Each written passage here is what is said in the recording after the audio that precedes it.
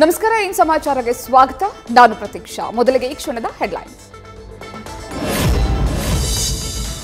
ಅಂದು ಅಬ್ಬರ ಆರ್ಭಟ, ಇಂದು ಪಾಕ್ ಶಾಂತಿ ಜಪ. ಭಾರತದ ಮುಂದೆ ಭಿಕ್ಷೆ ಬೇಡಲು ನಿಂತಿರೋ ಪಾಕಿಸ್ತಾನ. ಸಿಂಧು ನದಿಯ ನೀರಿಗಾಗಿ ಪಾಕಿಸ್ತಾನದ ದುಂಬಾಲು.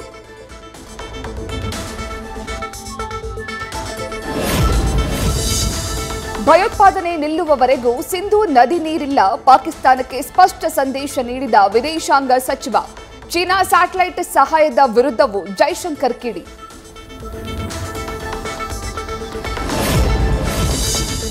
ರಾಕ್ಷಸ ರಾಷ್ಟ್ರದ ಕೈಯಲ್ಲಿ ಅಣ್ವಸ್ತ್ರ ಸುರಕ್ಷಿತವೇ?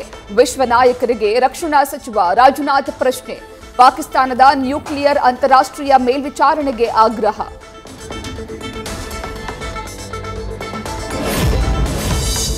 ಭಾರತ ಕೊಟ್ಟ ಟಕ್ಕರ್ಗೆ ಶಹಬಾಜ್ ಶರೀಫ್ ವಿಲವಿಲ. ಶಾಂತಿಯುತ ಮಾತುಕತೆ ಸೂಕ್ತ ಅಂತ ಶರೀಫ್ ಯೂಟನ್. ಮಾನ ಹೋದ ಬಳಿಕ ಶಾಂತಿ ದೂತನಂತೆ ಪೋಸ್.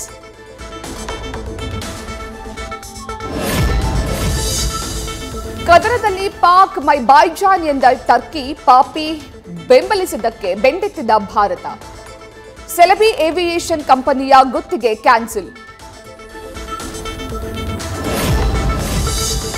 ಆಪರೇಷನ್ ಸಿಂಧೂರಕ್ಕೆ ಆಪದ್ಬಾಂಧವನ ಬೆಂಬಲ. ಪಾಕ್ಗೆ ಪಾಠ ಕಲಿಸಲು ಭಾರತದ ಬೆನ್ನಿಗೆ ನಿಂತ ಇಸ್ರೇಲ್. ಭಾರತದ ರಕ್ಷಣಾ ಕಾರ್ಯದರ್ಶಿ ಜೊತೆ ಇಸ್ರೇಲ್ ಡಿಫೆನ್ಸ್ ಡಿಜಿ ಫೋನ್ ಕಾಲ್.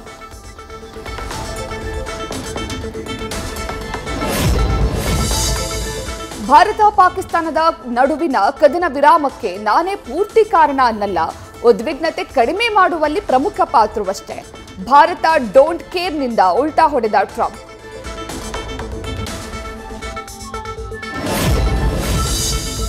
ಪಾಕ್ ಜನರಿಗೂ ಭಿಕ್ಷಾಟನೆಯೇ ಏಕೈಕ ಜೀವನೋಪಾಯ. ಸೌದಿ, ಇರಾಕ್, ಮಲೇಷಿಯಾ, ಯುಎಇ, ಕತಾರ್ನಿಂದ 5,000 ಜನರ ಗಡೀಪಾರು. ಸಂಸತ್ಗೆ ಅಂಕಿ ಅಂಶ ಕೊಟ್ಟ ಪಾಕ್ ಸಚಿವಾಲಯ.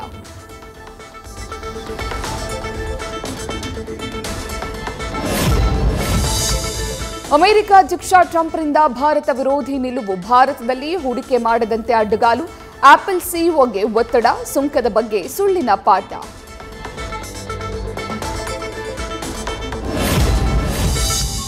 ಒಂದ್ ಕಡೆ ಭಾರತದಿಂದ ಬಾಯ್ಕಾಟ್ ಬಿಸಿ, ವ್ಯಾಪಾರ ಬಂದ್. ಇತ್ತ ಟರ್ಕಿಯ ಕೊನ್ಯಾದಲ್ಲಿ 5.2 ತೀವ್ರತೆಯ ಭೂಕಂಪ. ಯಾವುದೇ ಜೀವಹಾನಿ, ಆಸ್ತಿಪಾಸ್ತಿಗಳ ಹಾನಿ ವರದಿಯಿಲ್ಲ. ಬೆಳಗಾವಿ ಸೊಸೆ ಕರ್ನಲ್ ಸೋಫಿಯಾ ಬಗ್ಗೆ ಅವಹೇಳನ. ಎಫ್ಐಆರ್ ದಾಖಲಿಸಿಕೊಂಡು ಕೇಸ್ ರಿಜಿಸ್ಟರ್. ಕ್ರಮ ಕೈಗೊಳ್ಳಲು ಸೂಚನೆ ಕೊಡಿ ಎಂದು ಕೇಂದ್ರಕ್ಕೆ ಕೇಳೋದಾಗಿ ಪರಂ ಹೇಳಿಕೆ.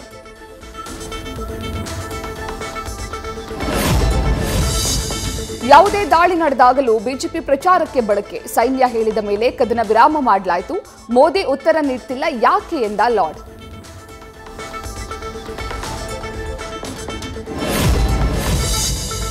ಉಗ್ರರ ಅನಾಹುತಕ್ಕೆ ಸರಿಯಾದ ಉತ್ತರ. ಮೋದಿಗೆ ದೇಶದ 140 ಕೋಟಿ ಜನರ ಬೆಂಬಲ. ಅಲ್ಲೊಬ್ಬರಿಲ್ಲೊಬ್ರು ಮಾತಿಗೆ ಶೀಘ್ರ ಅಂತ್ಯಕಾಲ ಎಂದ ಸೋಮಣ್ಣ.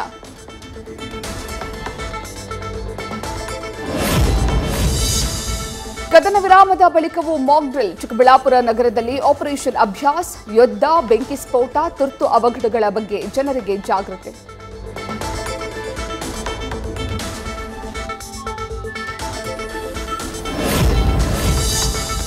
ಕೋಲಾರ ಶಾಸಕ ಕೊತ್ತೂರು ಮಂಜುನಾಥ್ ಮಂತ್ರಿಯಾಗಬೇಕಿತ್ತು.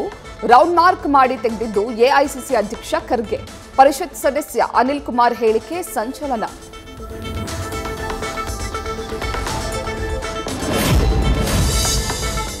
ಡಿಸಿಎಂ ಡಿಕೆ ಶಿವಕುಮಾರ್ ಹುಟ್ಟುಹಬ್ಬದ ಪ್ರಯುಕ್ತ ಮೈಸೂರಿನಲ್ಲಿ ಆಫ್ರಿಕನ್ ಸಿಂಹವನ್ನ ದತ್ತು ಸ್ವೀಕಾರ.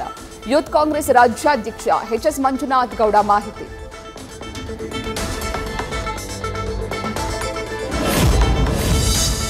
ಹಿಂದೂ ಕಾರ್ಯಕರ್ತ ಸುಹಾಸ್ ಶೆಟ್ಟಿ ಕೊಲೆ ಪ್ರಕರಣ. ಹಾಸನದಲ್ಲಿ ನೌಶಾದ್ ಅಲಿಯಾಸ್ ಚೊಟ್ಟೆ ನೌಶಾದ್ ಬಂಧನ. ಠಾಣೆ ಮುಂಭಾಗ ಹೋಟೆಲ್ ನಡೆಸ್ತಾ ಇದ್ದ ಆರೋಪಿ ಕೊಲೆಗೆ ನೆರವು.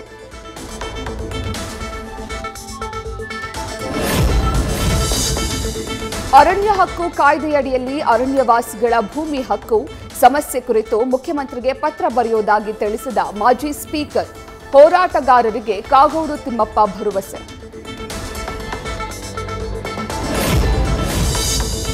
ರಾಜ್ಯದ ಅತಿಥಿ ಶಿಕ್ಷಕರು ಉಪನ್ಯಾಸಕರಿಗೆ ಗುಡ್ ನ್ಯೂಸ್. ಗೌರವ ಸಂಭಾವನೆ ತಲಾ 2,000 ರೂಪಾಯಿ ಹೆಚ್ಚಳ. ಪ್ರಾಥಮಿಕ ಶಾಲಾ ಶಿಕ್ಷಕರಿಗೆ 12,000, ಪ್ರೌಢಶಾಲಾ ಶಿಕ್ಷಕರಿಗೆ 12,500.